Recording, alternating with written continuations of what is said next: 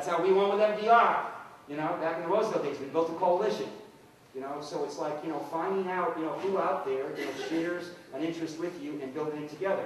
I think that in this election time, everything is up for grabs. I always use my state of Massachusetts as an example because everybody thinks Massachusetts is such a blue state. In my state of Massachusetts, you know, Democrats outnumber Republicans 2-1, almost 3 to 1. Democrats outnumber Republicans. But independent voters, unenrolled voters, outnumber Democrats 5-1. Now, we register a party in our state as opposed to you guys, but 5-1. So let me tell you, you ain't going to become governor of Massachusetts, you know, unless, you know, you get those independent voters, or get a certain amount of percentage of them. And that's the trend, you know, more and more other places. And there's a lot of young people in this country, you know, via the internets and the blogs and many other things that are really working to reinvigorate the Democratic Party. And what, you know, sometimes, you know, some of us got to be willing to, you know, listen, you know, step down. I feel strongly these young people are going to vote. I mean, I'm seeing it now. It's a very, very exciting thing after years and years and years of working, you know, with this one age group of people. They're active. They're interested, and they don't carry around all the garbage. They don't have all the baggage, you know, that we do. Question? Oh, yeah. How close does your message have to be to the general Democratic message? Well, you know, when I say everybody says there's a difference of opinion with the general body of the Democratic voter, and it might not be the same message that you personally. Well, when you're in a district, that's predominantly Republicans, and the Republicans have, you know, have had real successes, it's really incumbent on you to study those successes and say why they are. And what I do with candidates, I won a lot of seats in, you know, in Republican term. And I say, you know, I have my candidate out there and say, you know what? It's not about being Democrat, about being Republican. It's about being, you know, an American from Northeast Wisconsin. Because I got friends that are Democrats, I got friends that are Republicans. You know, that's one of the problems in this country. You know, is we can't pull things together. That's a positive message that people want to hear.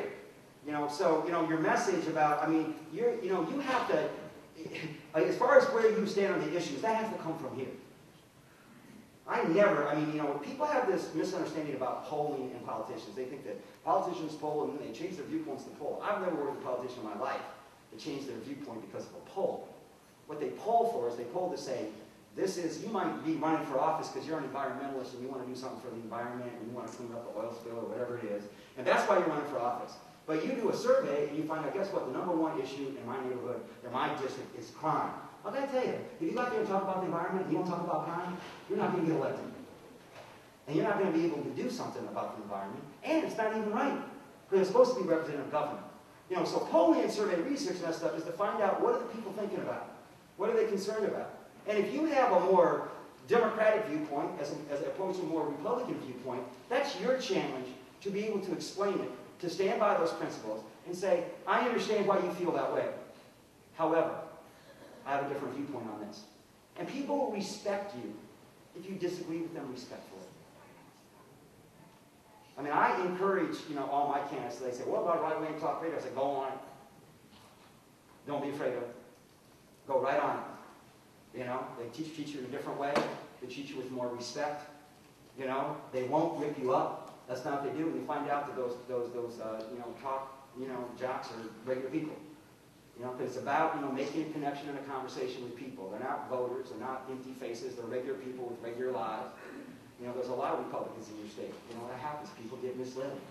You know, it's our job. Lead them in the right direction. I want to go back to what happened in the last general election. Kerry's message got hijacked. For example, Swift votes for Republicans, or Swift votes for the truth, something like that, flip-flopping, etc. What do you do? What's the best strategy for overcoming something when your real message gets hijacked and you have to deal with emotional issues? Well, you know, crisis control is a really important thing in campaigns, and there's some steps to it. And I do hold, you know, crisis management workshops for campaigns, but